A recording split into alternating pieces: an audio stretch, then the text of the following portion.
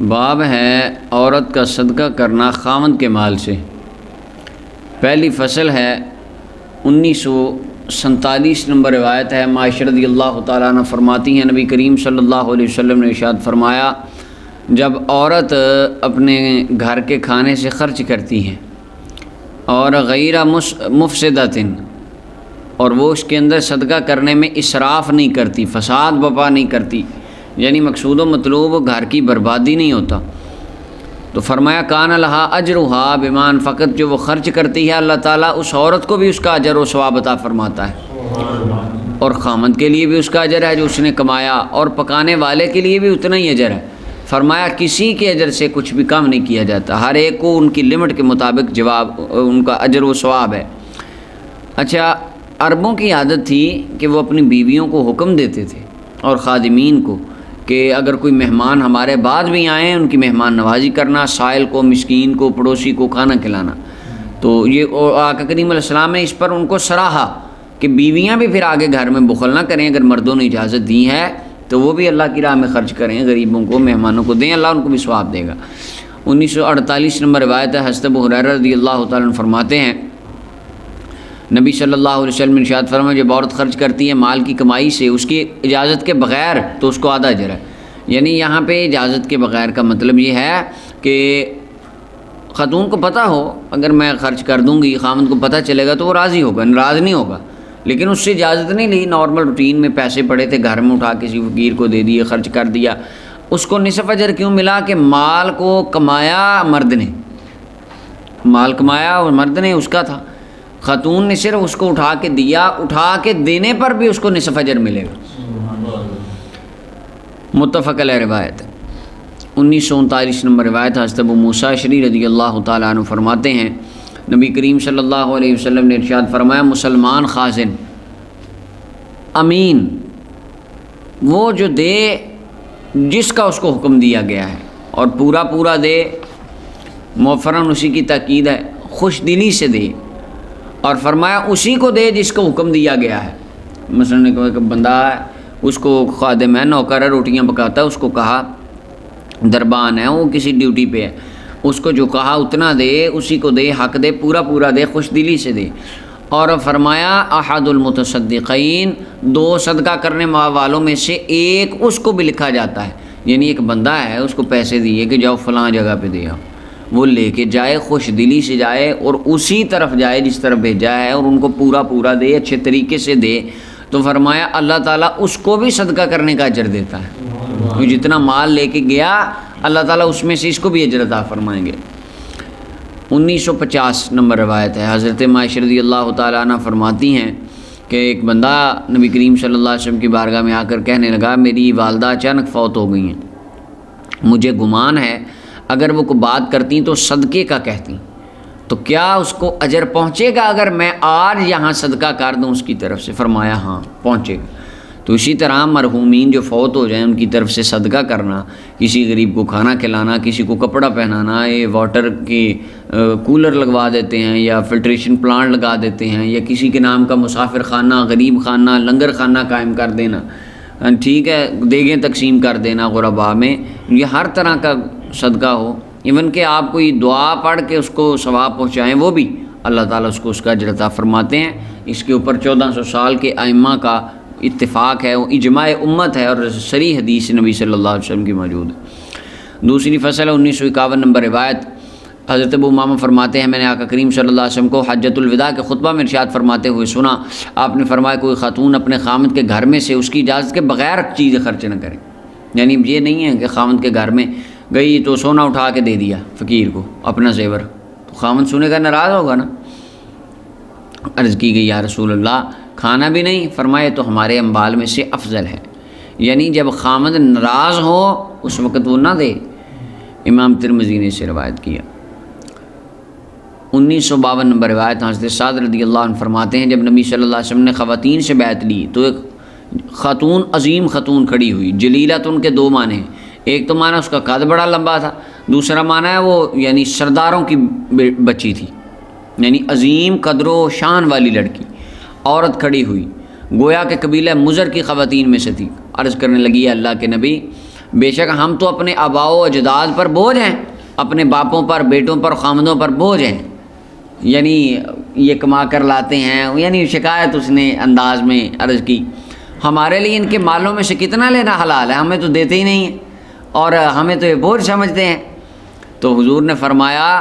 تر کھجوریں جو تم کھا لو اور ہدیہ دے دو، یہ اجازت دیں یا نہ دیں، ان کے مال سے کھجوریں اٹھاؤ، خود بھی کھاؤ، اللہ کی راہ میں ہدیہ بھی دو، تمہیں اجازت ہے۔ یعنی اجازت لینے کی یعنی تھوڑے بہت سے امور میں، یعنی مثلا ہلکی سی چیز ہے اس کے اندر کوئی اجازت لینا ضروری نہیں ہے، مثلا آدھی روٹی ہے کسی کو دینی ہے، اب یہ نہیں عورت پہلے جائے اور خاوند سے پوچھے جی آدھی روٹی دینی دے دوں، یہ اتنے نارمل چیزوں میں اجازت کی ضرورت نہیں۔ امام ابو داؤد نے روایت کیا۔ 1953 نمبر روایت حضرت عمیر ابو اللہم کے غلام ہیں۔ حضرت ابو اللہم ان کو اس لیے کہتے ہیں، ابو اللہم یہ گوشت نہیں کھاتے تھے، اور بعض نے کہا کہ زمانہ جاہلیت میں بتوں کے نام پہ جو ذبیحے ہوتے تھے آپ ان سے سخت نفرت کرتے تھے، ساری زندگی بتوں کے نام پر ذبح ہونے والا گوشت آپ نے نہیں کھایا، اس میں گرامی آپ کا عبداللہ تھا۔ اچھا جی، ابو اللہم کے غلام حضرت عمیر کہتے ہیں مجھے میرے آقا نے حکم دیا کہ میں ان کے لیے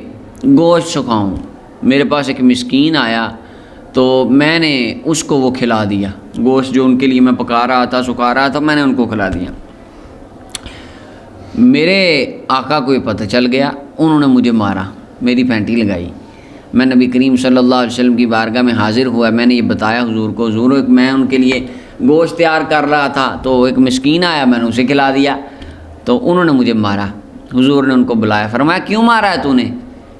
عرض کی یا رسول اللہ اس نے میرا کھانا میری بغیر اجازت کے دے دیا فقیر کو۔ فرمایا اللہ اجر بینکما، پھر کیا ہوا، اللہ نے تم دونوں کو اجر دے دیا ہے، اس کو کھلانے کا دے دیا ہے، تجھے اس کے مالک ہونے کا دے دیا ہے۔ اور ایک روایت میں ہے کہ آپ فرماتے میں مملوک غلام تھا، میں نے حضور علیہ الصلوۃ والسلام سے پوچھا کہ میں یا رسول اللہ کیا میں صدقہ کر سکتا ہوں اپنے آقا کے مال میں سے کچھ؟ فرمایا ہاں صدقہ کر سکتے ہو، اجر تمہارے درمیان ہوگا نصف نصف۔ یہ نہیں ہے کہ نصف ادھر ملے گا نصف، مراد ہے اللہ تمہیں بھی اتنا ثواب دے گا، اس کھلانے والے کو بھی ثواب، اس کی رحمت وسیع ہے۔ امام مسلم نے اسے روایت کیا۔ باب من لا یعود فی الصدقہ، باب ہے کہ صدقے کو واپس نہ لیا جائے، صدقے میں رجوع نہ کیے، صدقہ کسی کو دے کر واپس لینا بہت غیر مناسب ہے۔ پہلی فصل 1953 نمبر روایت ہے۔ حضرت عمر بن خطاب رضی اللہ عنہ فرماتے ہیں میں نے ایک بندے کو گھوڑے پر سوار کر دیا اللہ کی راہ میں، یعنی اس کو اپنا گھوڑا دے دیا، اس کو سواری دی، اس نے اس کو ضائع کر دیا جو اس کے پاس تھا۔ ضائع کرنے کا کیا مطلب ہے؟ یعنی اس نے اس کا خیال نہیں رکھا، گھوڑا بڑا جوان مضبوط تھا، گھوڑا کمزور کر دیا اس نے، اور گھوڑا بڑا یعنی تباہ کر، جس طرح ہم کہتے ہیں بھئی فلاں بندہ میری گاڑی لے کے گیا اور وہ تباہ کر لایا، بائک لے کے گیا اور اس نے تباہ، یعنی اس نے خیال نہیں رکھا اس کا، تو فرمایا اس نے ضائع کر دیا گھوڑے کو۔ میرا ارادہ ہوا کہ میں اس سے خرید لوں، پہلے اس کو دیا تھا فری، اب چونکہ اس کو مالک بنا دیا تھا، کہتے میرا ارادہ ہوا، میرا دل دکھا، تو میرا ارادہ ہوا اس کو میں خرید لوں تو میں اس کا خیال رکھوں، اس کو پیسے دے دوں گا، یہ زیادہ اچھا خرید لے گا۔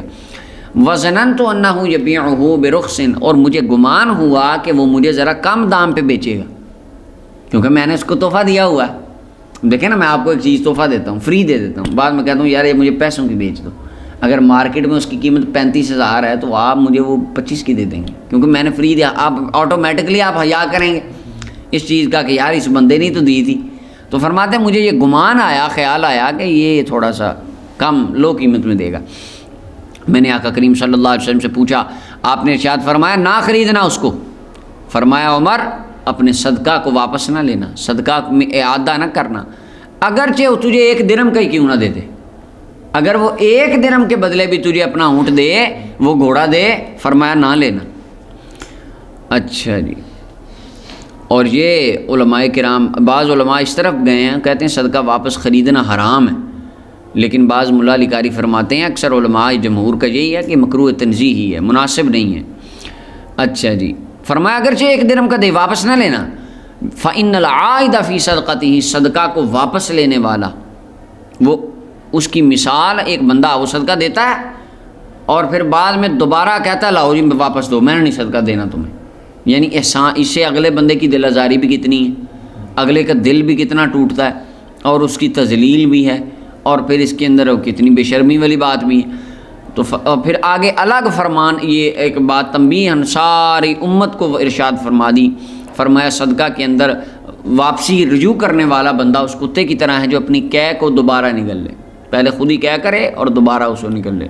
یعنی یہ مولا علی قاری رحمۃ اللہ علیہ فرماتے ہیں فیہ تنفیر عظیم، اس کے اندر یعنی اس طرح کی مثال دے کے اس معاملے سے نفرت دلائی گئی ہے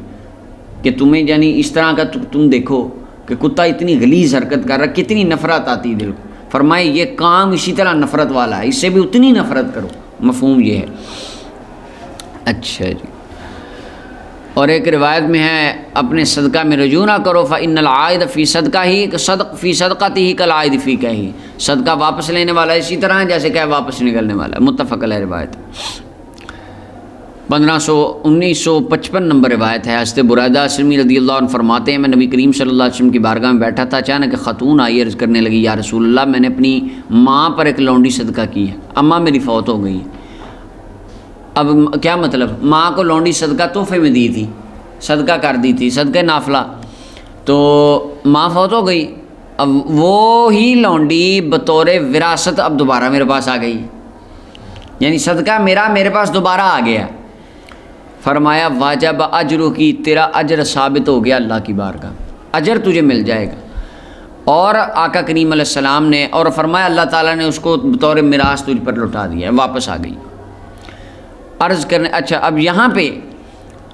اس حدیث وہ ایک حدیث گزری وہاں پہ بھی، حضرت مان ابن یزید رضی اللہ تعالیٰ عنہ، نیت کے چیپٹر میں ریاض الصالحین میں بھی گزری، بخاری کی روایت ہے۔ وہ صدقہ لے کے گئے مسجد نبوی شریف میں رکھا ہے دینار، صدقہ کی نیت سے کہا جی یہ کوئی بندہ آئے حاجت مند اس کو دے دینا۔ ان کے سگے بیٹے گئے، کہنے لگے جی میں حاجت مند ہوں، لے کے آ گئے۔ انہوں نے کہا یہ کیا، میرے گھر کا مال گھر میں ہی حضور کی بارگاہ میں۔ فرمایا اپنا تیرے لیے جو تو نے دے دیا اس کا اجر ہے، اور تیرے لیے جو تو نے لے لیا وہ ثابت ہو گیا۔ اچھا جی، اور اس کے بعد وہ خاتون عرض کرنے لگی آقا میری ماں پر ایک مہینے کے روزے تھے، کیا اس کی طرف سے روزے رکھوں؟ فرمایا روزے رکھ اس کی طرف سے۔ کہا یا رسول اللہ اس نے کبھی حج نہیں کیا، میں حج کر دوں اس کی طرف سے؟ فرمایا ہاں اس کی طرف سے حج کر، امام مسلم نے اس حدیث کو روایت کیا۔ اب روزے تو رکھے گی، حج تو کرے گی، ان نفلی عبادتوں کا ثواب اللہ تعالیٰ اس کی روح کو بخش دے گا، یہ مان۔ اور وہ آتا ہے ایک حضرت تاریخ بغداد میں غالباً ہے یہ، ہاں تاریخ بغداد میں ہے، امام احمد بن حنبل رحمۃ اللہ علیہ کے ایک ہم عصر تھے، شیخ علی الموفق ان کا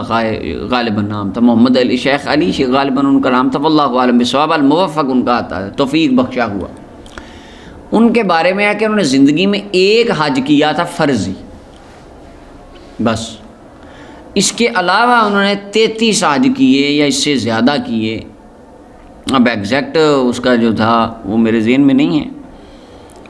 ہر حج کرتے جب یا ہر عمرہ کرتے ہاتھ اٹھا کے دعا کرتے یا اللہ میں نے یہ جو کام کیا یہ میں نے رسول اللہ کے لیے کیا، اس کا ثواب نبیوں کے تاجدار کی روح کی بارگاہ میں پیش کیا، آقا کی بارگاہ میں تو قبول فرما۔ وہ زندگی میں جتنی بار انہوں نے ختم قرآن کیا، ہر ختم قرآن کے بعد کہتے یا اللہ رسول اللہ کے لیے کیا، اپنے لیے نہیں میں نے پڑھا، یہ اس میں نے اپنے آقا کی طرف سے پڑھا ہے، اس کا ثواب ان کی بارگاہ میں نے پیش کیا تو قبول کر لیں۔ ایون کہ ہر زندگی کا نیک عمل سوائے فرض نمازوں کے، کیونکہ فرض نماز کسی کی طرف سے نہیں آپ پڑھ سکتے، اب فرض نماز آپ نے اپنی پڑھنی، فرض نماز اور ایک حج جو فرض تھا، یا زکوٰۃ جو لازم ہے، یا روزے جو فرض ہیں، بس یہ 4-5 چیزیں نکال کے جو نیک کام ساری زندگی انہوں نے کیا، اگر کوئی بسم اللہ بھی پڑھی ہے 2 بار، ہر عمل کے وقت کہتے کہ یہ میں نے فالتو رسول اللہ صلی اللہ علیہ وسلم میں نے حضور کے لیے کیا، اللہ قبول کر۔ خیر وہ فوت ہو گئے۔ اب تاریخ بغداد میں وہ لکھتے ہیں خطیب بغدادی کہ ان کا یہ عمل تھا، اور بعد میں آتا ہے کہ ان کے ایک امام احمد بن حنبل رحمۃ اللہ علیہ، ان کے پھر آگے کسی شاگرد کو یا کسی ہم عصر کو دوبارہ امام احمد بن حنبل بھی فوت ہو گئے، علی الموفق بھی فوت ہو گئے، کسی کو خواب میں ملے، امام احمد بن حنبل ملے، کہا جناب کیا حال ہے آپ کا؟ امام احمد بن حنبل سے بندہ پوچھتا کیسے ہیں اگلے جہان میں؟ فرمایا اللہ تعالیٰ نے اپنی رحمت سے مجھے بخش دیا، میں نے دین میں کوشش کی، اللہ نے میری کوشش کو قبول کیا، اور جو میرا ذوق تھا اللہ نے یعنی مجھے اجر دیا، مجھے رحمت کر دی۔ کہا وہ آپ کے زمانے میں آپ کا ایک بیلی، ایک دوست، ایک ساتھی، ایک ہم اثر، ایک ہم سفر، وہ علی الموفق ہوتا تھا جو نماز ہی پڑھتا رہتا تھا، حاجی کری جاتا تھا، سارے عمل حضور کے، وہ موفق کا کیا حال ہے؟ امام احمد بن حنبل فرمانے لگے میں جب کبھی، ہر روز نہیں، میں جب کبھی بارگاہ الہی کے جلووں کو دیکھنے کے لیے جاتا ہوں وہ عرش کے سائے میں بیٹھا ہوتا ہے۔ میں تو کبھی کبھی وہاں جاتا ہوں، کبھی کبھی موقع ملتا ہے جانے کا، تو اس کو میں نے دیکھا ہے وہ عرش الہی کے سائے میں اللہ کے جلووں کے نیچے سدا بیٹھا رہتا ہے۔ تو یہ ہے کسی کو ثواب، تو ہم اس لیے ہر عمل آقا کریم علیہ السلام کی جب بھی دعا کرتے ہیں یا اللہ رسول کریم صلی اللہ علیہ وسلم کی بارگاہ میں سب سے پہلے ہم پیش کرتے ہیں تو قبول فرما، تو اللہ تعالی ہماری طرف سے ان چیزوں کو قبول فرما۔